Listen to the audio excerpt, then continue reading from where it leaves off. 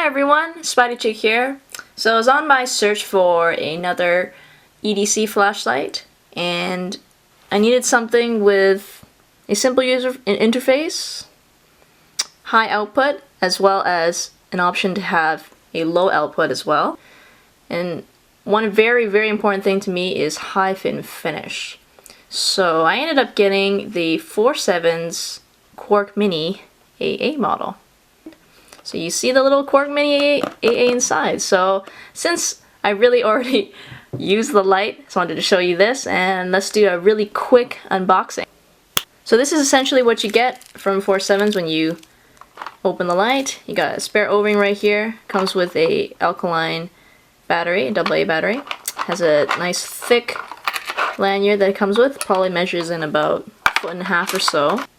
So here's the light right here. This is the way I normally carry it. I normally don't use the lanyard that's supplied, even though it is a great lanyard. I think it's a bit too long for my purposes, so I just use a nice little wrist lanyard that we have here. I took this from my JetBeam RRT0 that I'll be doing a review on later on. That's this guy right here. So this is the light right here. Very small light.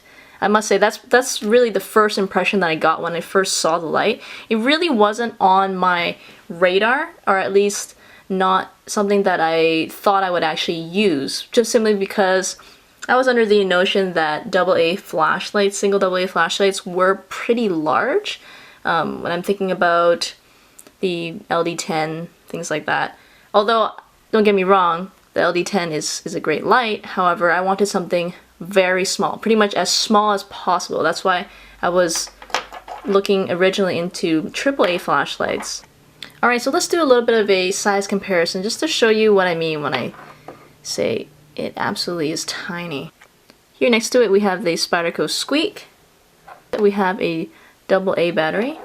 And here we have a Spyderco Dragonfly. A standard Zippo.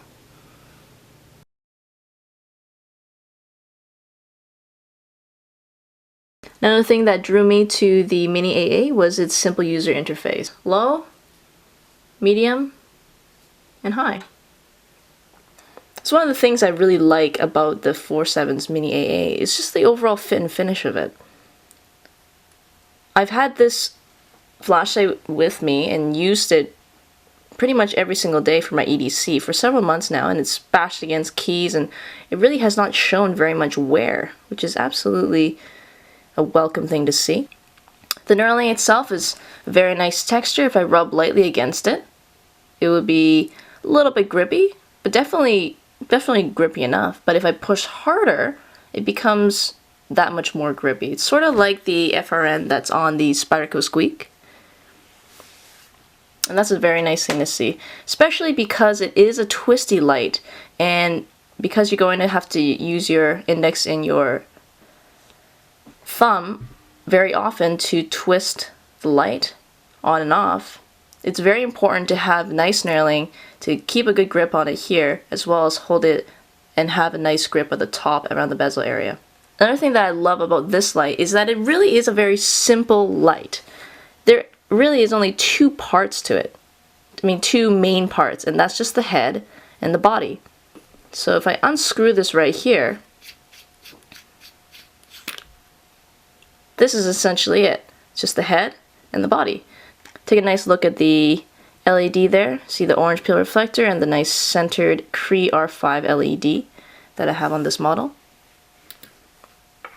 So I'm going to pull out the battery cell now, and I'm not using nickel metal hydride batteries or even alkaline batteries. I'm using 14500 lithium ion batteries, specifically the AW brands. With that, the light becomes a really versatile light because using the Eneloop batteries here, the low mode is very useful. The medium mode, I personally think, is not very bright on using the nickel metal hydride batteries. The high mode is about 90 lumens or so, and I think the high is useful. However, sometimes you want something that's a bit brighter. So with the 14500 power cells, when you're on the medium mode, essentially the same output, and it really does seem very similar to the high output on the analoop.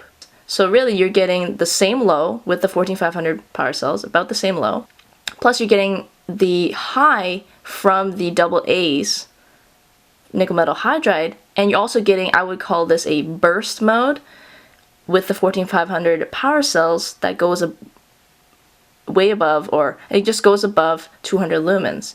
The reason why I call it a burst mode is because when you're using the 14500 power cells on high with the Mini AA, the light gets extremely hot. One of the main reasons that I haven't done this review for a little while is because I know that, or at least 4Sevens has actually stated before that they don't recommend using lithium-ion 14500 power cells in the Mini AA, although they did say that it does work with it.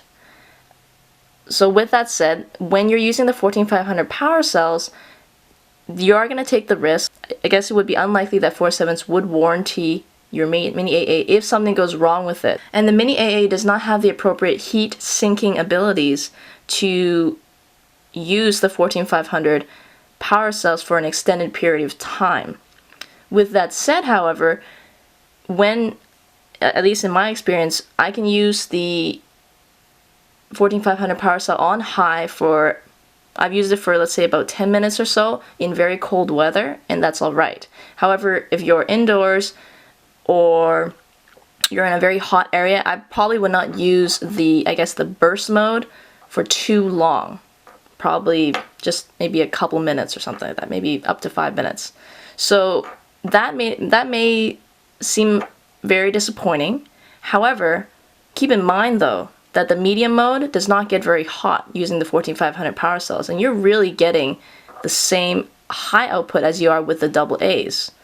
So the medium mode is perfectly useful as well, but it's nice to have that extra high mode. That's what really makes the Mini AA such a wonderful light, because you get that, I guess you can get that super high mode that you can use for a variety of different occasions. So for the runtimes, for the 14500 power cells, you can get, let's say on high, you can probably get overall probably about 40 minutes or so on high if you're only running it on the high mode. Although I really would not suggest it because of the reasons I just mentioned earlier, because it will get way too hot. For medium, some people have tested and they have said that they were able to get it about 3 hours or so. And that's really impressive from this tiny little light from just a single cell. Although if you are going to intermix between medium and high, you probably get it at about a couple hours or so, and that's definitely good enough for me here. Thing is though, when you're using lithium-ion rechargeable power cells like these, there are a lot of precautions you have to take.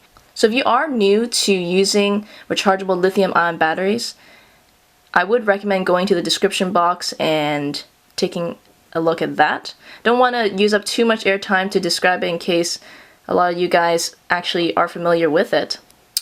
So with that, I took the liberty of going outside and shining the light at a bush at about 30 feet away, and that's going to be shortly followed with a look at how the Mini AA performs when it's being used as, I guess you can say, a walking light, or maybe a light to walk your dog. So just keep in mind, bear with me, because when I was filming the videos outside, I didn't have a tripod with me because I was walking, and also when I was doing the beam shots, I was simply carrying the lights, so bear with me because the camera is pretty shaky. So here you go.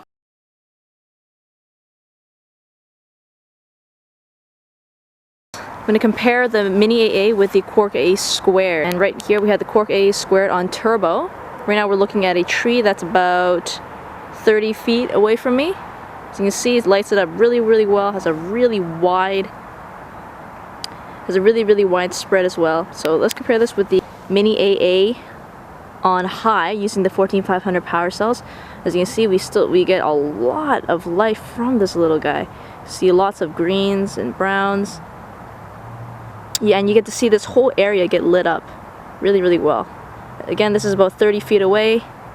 So this is what it looks like on medium. It's hard to tell, but you actually can make out the whole tree, that's for sure. And this is definitely a usable amount of light, although of course the high will be probably about double the output. Alright, so right now we have the Quark Mini AA using the 14500 lithium ion power cells. Just walking down the street here. Just wanted to show you what the light would look like. Let's say if you're walking your dog or you're a runner, and the light itself is actually bright enough that it really would make a really good running light. So I'm just holding the light here on my hand, like so. And as you can see, you can make out a lot of different colors, light up the area around me. Of course, it's not completely dark right now because we have all the Christmas lights up. But it really, the Mini AA really does show up the pathway very, very well. See, I have a chain fence over here. I can make that out. Of course, I can see the upcoming cars.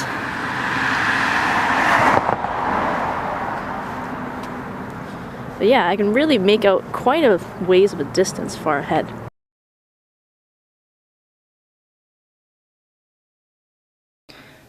The 4Sevens Mini AA is an absolutely wonderful EDC option.